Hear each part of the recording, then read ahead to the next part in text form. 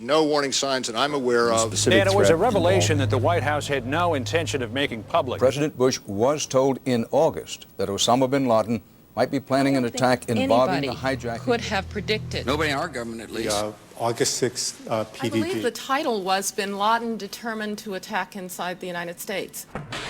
70% of family members' questions were never answered during the 9/11 Commission report. Lee Hamilton and Thomas Keane said they were set up to fail. I mean, I'm a member of the commission. It's a scam. It's absolutely disgusting. The questions, Mr. President. The questions.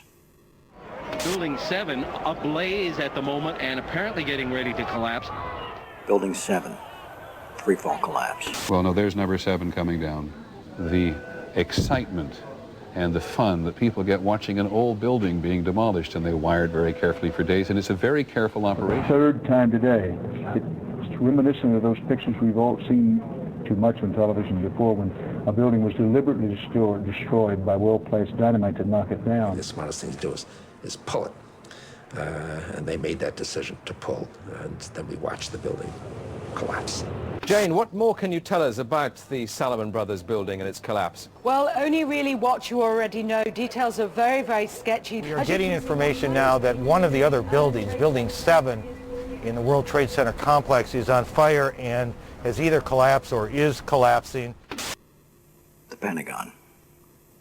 Vanishing airplane. From my close-up inspection, there's no evidence of a plane having crashed anywhere near the Pentagon. The only site is the actual site of the building that's crashed in, and as I said, the only pieces left that you can see are small enough that you could pick up in your hand.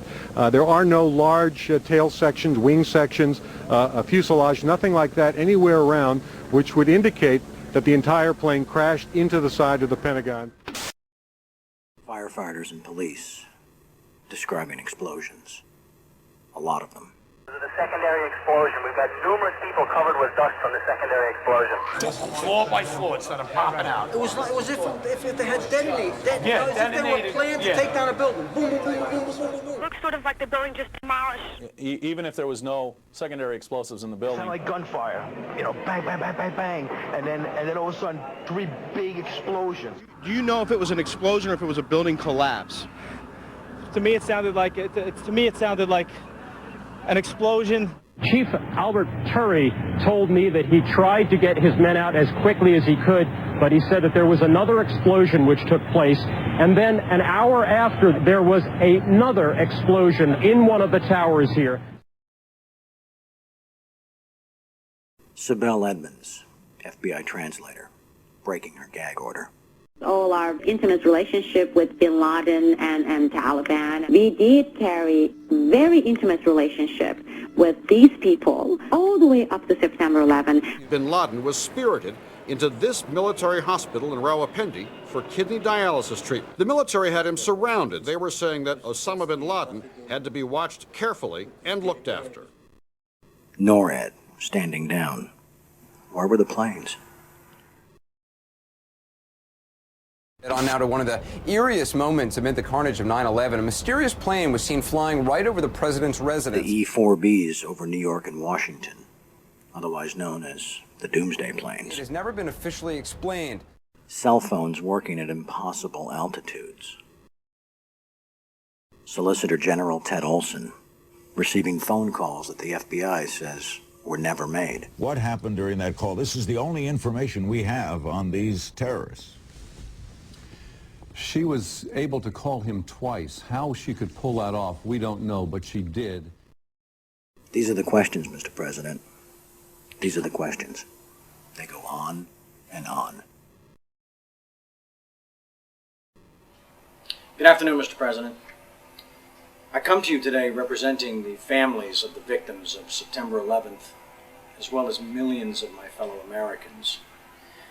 Hopefully by now you've had a chance to read my letter to you, 20 Minutes with the President, and if not, at least had its contents brought to your attention. We have questions, Mr. President. Lots of questions.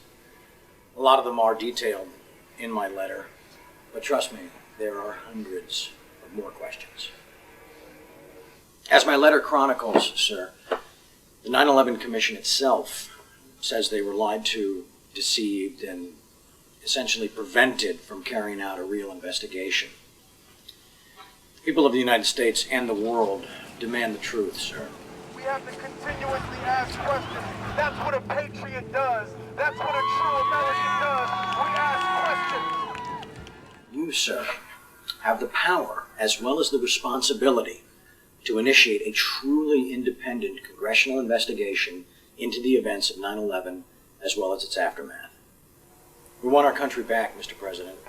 Therefore, I'm not just calling on you and your team. I'm calling on each and every American citizen to wake up, stand up, and demand the truth.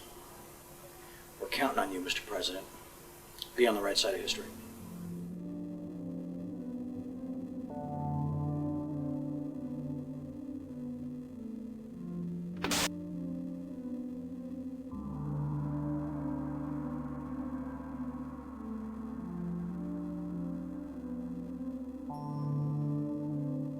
Are you now saying that they weren't asking to block an investigation? An investigation must not interfere with the ongoing efforts to prevent the next attack.